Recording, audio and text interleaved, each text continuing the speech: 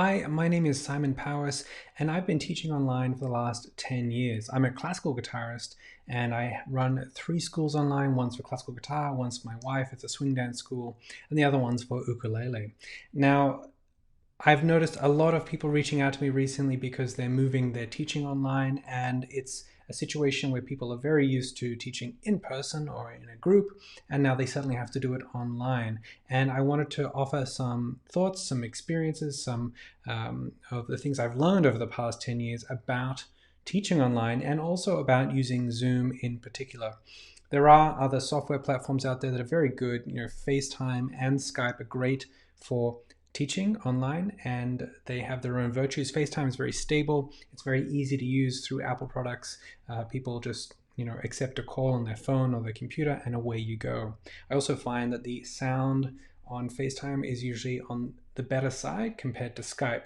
Skype is really good because, again, easy to use. A lot of people have it installed already on their computers, and you have the ability to chat with a messenger and send files, which can be very useful if you want to send an MP3, a link, or a PDF.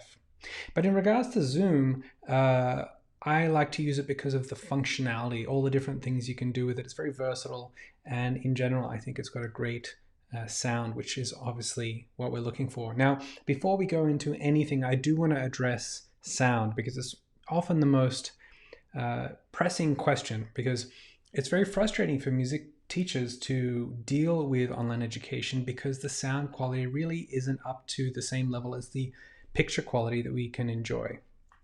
These programs are very much meant to be used for speaking, so the software tends to be smart and it cuts us off, or the sound kind of cuts off as we talk. And I'll talk a little bit about that in terms of how we speak to students.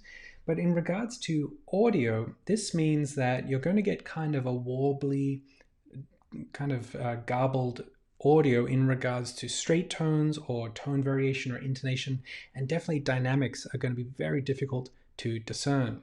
So the best workaround I can offer you is that I would recommend asking a student to record themselves. Let's say they record on a phone, and then they upload it to YouTube as an unlisted video. This means that you can still watch it if you have the link, but it's not publicly available on YouTube, so you're not going to get people commenting on it. But it has to be unlisted rather than private, because private means that you as the teacher will not actually be able to view it. So it needs to be unlisted. They can send you the link ahead of time in an email, or it can be sent in real time in the lesson, and you can watch it as if they were performing at the beginning of the lesson. And that can be the basis of your discussion in terms of phrasing and tone and dynamics. Those things that are really, we just don't have the technology just yet to deal with that.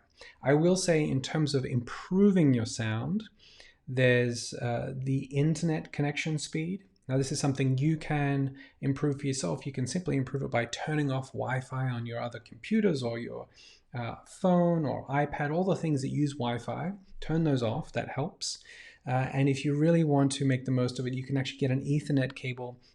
Sometimes these computers, you can plug it in and then direct to your modem. This is usually really good if you want to make sure you don't have an interrupted connection. Perhaps your Wi-Fi is a little spotty, or here in New York City, the walls have a lot of piping and metal in them, and that can disrupt the Wi-Fi signal.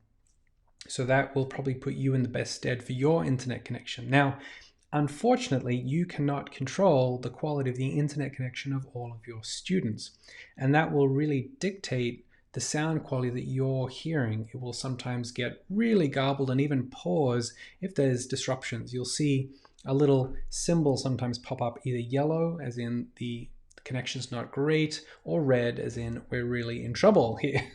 And that's when the sound starts to drop out, and you might have to ask them to say something or play something again. Microphones do make a difference. So right now I'm talking through an external microphone, so one that's not built into the computer.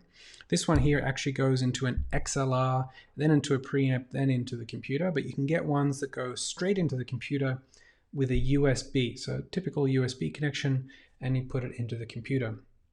Now I'm going to just play a little clip I recorded earlier that shows you the difference between the different microphones. So this is what it's like when I'm speaking through this microphone right here, an external microphone, and now I'm going to change it to the built-in microphone, And here you can hear me talking into the built-in microphone. And just for fun, let's put it through to the microphone attached to the webcam, this Logitech C120. And that's what it sounds like going through the Logitech. So that's the difference that different microphones can make to the sound. Obviously quite noticeable. So that gives you a good example of the different sound quality that you'll get out of different microphones. So let's have a look at some of the features that we can actually get in the Zoom program, the Zoom software, that's going to be useful for teaching. So let me just prepare this a little bit. Okay, so we're in Zoom now. You can see me in Zoom. And if I move my mouse around, you get to see this. Hopefully you can see there's a few different functions here. We've got the little microphone symbol, the camera symbol, manage participants, share, chat, and record. And we'll go through all of those. Also up here is turn on original sound, and that plays actually a good role for us in music education. So the little microphone symbol here, you can mute yourself, stop talking, stop talking, it'll cut your sound. You also, with this arrow, you can pull up a menu here where you get to choose what microphone you're listening from. So this is where I went in and chose a built-in microphone, or one from the webcams, or in fact this external microphone here. Same with the video. You can stop your video, you can turn it off entirely. Let's see what that looks like. There it is. That's the name of my default account.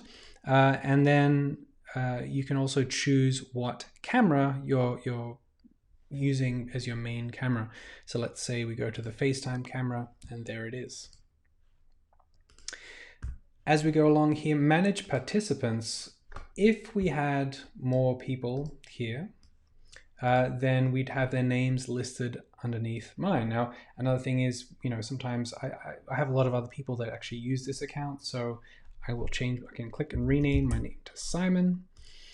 And you can also see all the different, they'll just list here with their names, and you can mute them from here. And you can also toggle their video on or off. The muting is very helpful in a group situation. We'll talk about that a bit more. Sharing screen is a wonderful resource. So sharing screen is going to be useful if you want to talk about a score. And of course, let's choose it now. So you can pick what you're going to be sharing. And in this case, it's a guitar score here with some tablature and notation. And the great thing is here we can obviously, instead of verbally trying to communicate what's going on, we can actually show it on the screen, and even let's annotate, just even circle things or phrase marks, give some direction. And of course, if someone's viewing it on a small screen, you can zoom in. On a Mac, that's Command plus in this program, which is Preview. That's the default program there. So you can actually share whatever's on your screen and then come on back. Very useful. You can also have that setting there, the sharing settings here. You can have that only the host shares, that's you, or the participants share, that's the students. Very useful. Chat is great if you want to say things, let's say someone's playing. So on one of my online schools, we have performance seminars, and people might be playing, and people have questions about something that's going on. So they might type a question here, and then it comes up to everyone. You can also message people individually. Sometimes that has to do with technical problems, or maybe they have a question just for you. But the messaging is very useful. It's also very useful if you want to share a link, a YouTube link that everyone should watch, or you could put a Dropbox link if you want to share a score. Finally, the record button here, you can record to the cloud or onto the computer. I almost always record onto the computer, so I have the file. And that records the session. That, if I click that, it will, I can do it now, I suppose. You'll see up here it says recording, and you can pause it. The pause function is very good. Let's say you're teaching, so the recording might be for your student to follow up on, or it might be to show other people, like a class group, and someone didn't turn up and they want to see a replay. So the pause is very good. Let's say you had a technical problem, so the student dropped out for a little bit. You can pause the recording, wait for them to come back, and then continue. Likewise, if you just want to have a casual conversation, or perhaps you need to go and grab a cup of coffee, you can pause the recording and come on back. Once you stop the recording, over here, I don't know if you can see, but it says the recording file will be converted to MP4 when the meeting ends. MP4 is just a typical video file that should be playable on most devices. So that's incredibly useful that we can record the session, and it will record also all of the audio and the images that go on. Now, one thing that I can't show right now, which is very useful, is when you have multiple people in, you can actually choose how you view them.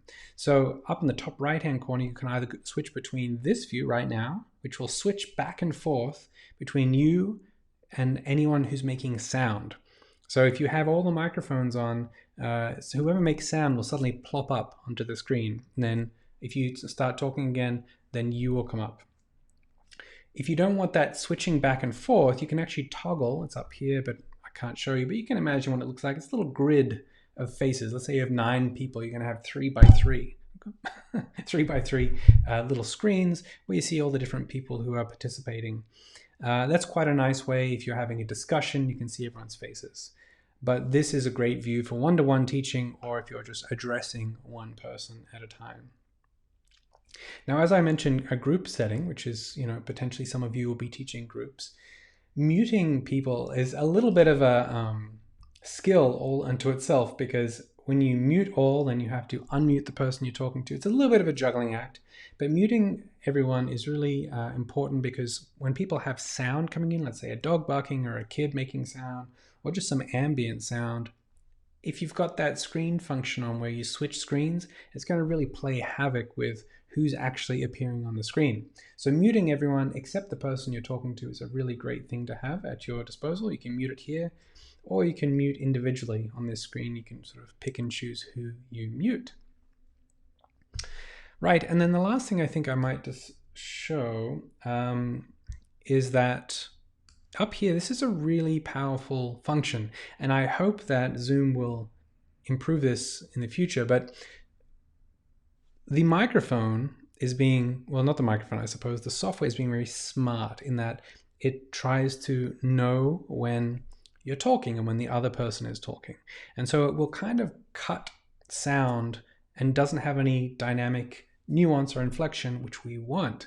It just sort of cuts on or off. Now, when you turn on the original sound, you will find that you get a much more true representation of what you actually sound like, which is what we want as musicians. It's fantastic. 2 problems. One is that at the moment, you can only get this from the host. Only the host can get this original sound setting. That means that you can give a really good demonstration sound to the student, which is great, but they can't give it back to you. So that's just something, it's a bit of a deficiency. Hopefully that will change. The other problem is when you turn on the original sound, the sound quality gets better, and I think that makes the file size or the buffering more intense. Buffering just means that it takes a little time to make sure it doesn't kind of break up the transmission, and so it takes a little longer to send to the student when they're actually sending back to you a little faster. This means you get echo. You'll start to hear yourself in their microphone, which is no good. So the solution to this is you put headphones in into your computer so that the sound is all in here and there's no echo effect that comes from that setting. But the original sound, I like to just turn it on and off when I want to demonstrate something in particular. And if they're not talking back to you, then you don't get the echo sound. So if it's just to turn it on to demonstrate and then turn it off, that also works.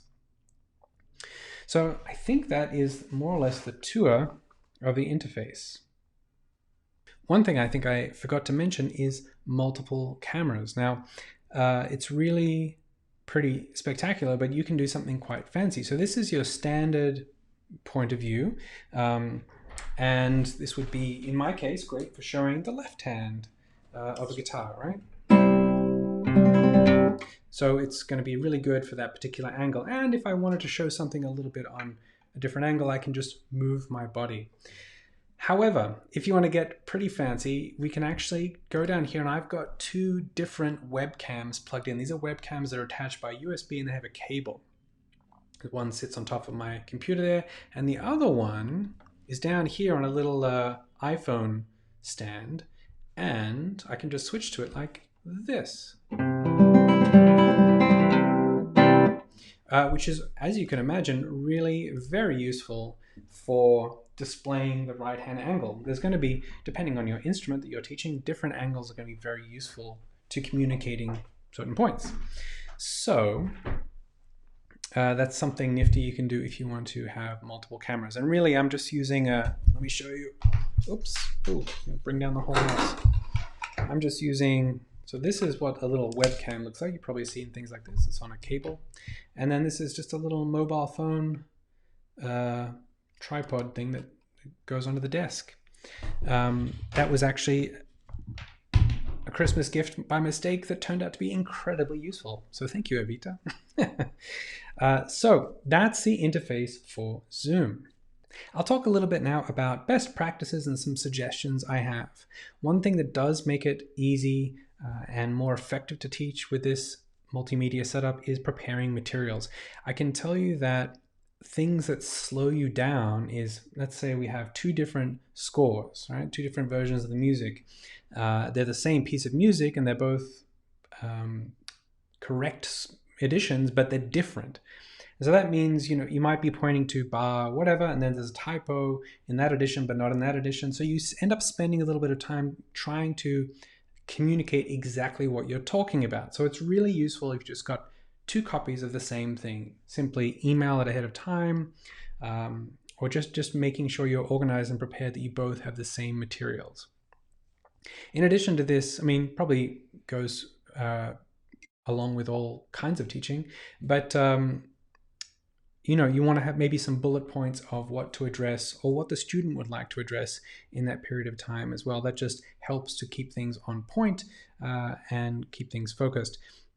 I find that there's certain elements about online teaching that actually are in favor of that method of teaching. For instance, like we said, providing a video ahead of time, that actually keeps things focused. And we've got one performance and one thing to focus on, and it guides the material quite nicely. Now, another thing that you will have to get used to, depending on how you normally communicate, is talking a little bit differently. On these programs, as I said, the microphone, the software thinks it's very smart, so it switches on and off more or less. You can't really interject or talk over each other effectively. And this is not being rude, it's just we normally would say, oh yeah, oh, just that bit, I'll play it again, kind of interjecting, acknowledging that we're listening and understanding and maybe even encouraging. Oh, great, that's great. But you can't do that in this format because it will cut out the sound. So if you say, oh, that's great, and they're playing, you kind of lose their sound. So it's a little different than you're probably used to. So I would suggest practicing talking, then listening. Talking, listening, talking. Just kind of a switch on. And it's, in some ways, I think it's quite a beautiful thing because we really have to listen very intently. And then there's maybe a small pause and then you talk. What this does is it speeds up the process in general because it avoids the inevitable, oh, sorry, you're going to, no, you say, no, you go. Okay, no, all right, I'll go. It's sort of, there's a lot of those kind of interactions unless you get comfortable with the back and forth. I already showed you the fancy camera angle, but using different camera angles is going to be very, very helpful in demonstrating. And you, of course, can do it with just the one camera. So in this case, I know your instrument might be different, but in this case, we've got a good example of a front on. You can see my face, that's great. But maybe just rotating, I'm in a sort of office chair. If I spin, you can see my left hand from a different angle. Now, if you don't have the fancy multi-camera setup, you can usually tilt, this is an iMac I'm on, you can tilt the camera and you'll get a better view of the right hand. If you're on a laptop, you can really often tilt very far, and so you could get some interesting angles in that case. If you really, really, really want to grab a very specific angle, you could grab the camera and really sort of bring it in like this. I do this fairly seldom unless it's absolutely necessary because, as you probably found, it makes you a little seasick. But it is possible. But another thing to just remember is you don't always need your face or the student's face in the image. Sometimes, in the case of guitar, we as teachers, we want to see right and left hand together. So that might mean having the shot from the neck down. Doesn't seem very nice. It's much nicer to see someone's face and talk to them with a, eye contact. But in terms of just addressing certain technical aspects, that might be the go.